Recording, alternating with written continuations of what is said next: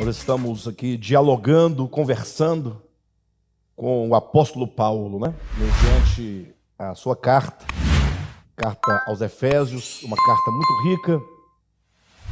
que nos ensina aquilo que é essencial, aquilo que é fundamental. Infelizmente, há muitas discussões em torno do Evangelho, não propriamente do Evangelho, mas na periferia do Evangelho, como quem apenas pega por empréstimo nomes de personagens bíblicos ou algumas ideias periféricas que não dizem respeito exatamente ao teor do Evangelho.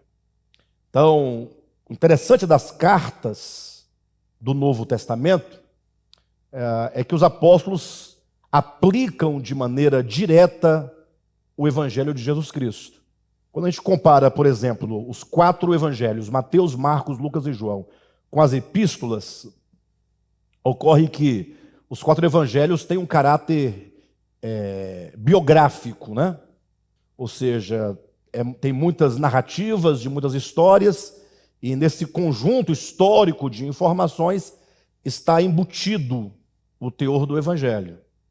Então, quando vamos para as epístolas, acontece que nós não temos esse contexto histórico de acontecimentos biográficos acerca do viver de Jesus, das circunstâncias que levaram Cristo a fazer assim ou daquele modo, a dizer assim ou de outro modo, mas nós temos a aplicação do Evangelho, do cerne do Evangelho, diretamente à igreja. Então, assim, essa carta aos Efésios, como nós temos visto já há algum tempo,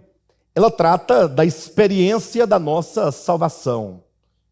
O olhar do apóstolo Paulo começa desde a eternidade passada, como quem reconstrói a origem da nossa salvação, que é o próprio Deus, apresentando como que Deus, de antemão, está no capítulo 1, já havia estabelecido um supremo propósito que diz respeito a nós, os eleitos de Deus, aqueles a quem Deus elegeu, predestinou para o cumprimento de um supremo propósito. Interessante que o tema da predestinação, e eu, inclusive, já até escrevi um livro sobre esse tema, mas esse tema é um tema muito debatido historicamente, sobretudo desde o período da Reforma em diante, e que se discute acerca de eleição, de predestinação, mas a despeito de toda a discussão que envolve essa questão, me parece que nós ainda não fomos constrangidos por essa grande verdade. Parece que o tema eleição e predestinação, por ser muito polêmico e por ser aplicado de maneira equivocada no que diz respeito à questão da salvação ou condenação dos homens, o que é um equívoco, porque a eleição e predestinação fala de um propósito específico de Deus para os eleitos, e somente para os eleitos, mas que não diz respeito exatamente à salvação ou não salvação dos homens, mas diz respeito daqueles a quem o Senhor separou para constituir uma unidade com o seu Filho Jesus. Com o Cristo de Deus encarnado. Ou seja, não que aqueles que não fazem parte desse supremo propósito, aqueles que não são eleitos, eles estão perdidos. Não, eles podem ser salvos pelo alcance universal do Evangelho. Agora, nós, os eleitos predestinados, além de salvos, temos o privilégio de participar da obra do próprio Cristo.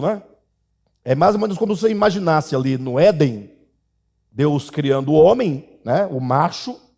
e então agora, tirando do próprio ser de Adão, ali da carne de Adão, dos ossos de Adão, o elemento para fazer para Adão uma auxiliadora. Então a mulher, no contexto da criação, ela ali é gerada como aquela que seria uma auxiliadora idônea do homem, para auxiliá-lo na sua missão. Como nós sabemos que o homem e a mulher, no ato da criação, são figuras que representam uma realidade espiritual, que é Cristo e a igreja. Então daí vocês observam que a igreja, enquanto conjunto de eleitos e predestinados, ganha uma dimensão em toda a obra de Deus, porque a igreja agora se destaca enquanto a esposa, enquanto a auxiliadora. Daí os irmãos imaginarem que o Cristo de Deus tem uma obra, a sua obra, imagine, de encarnação, no seu viver humano, a sua morte de redenção na cruz do Calvário, a sua ressurreição, sua ascensão, sua entronização, sua exaltação, e agora conquistando todo o reino que for usurpado de volta ao Pai,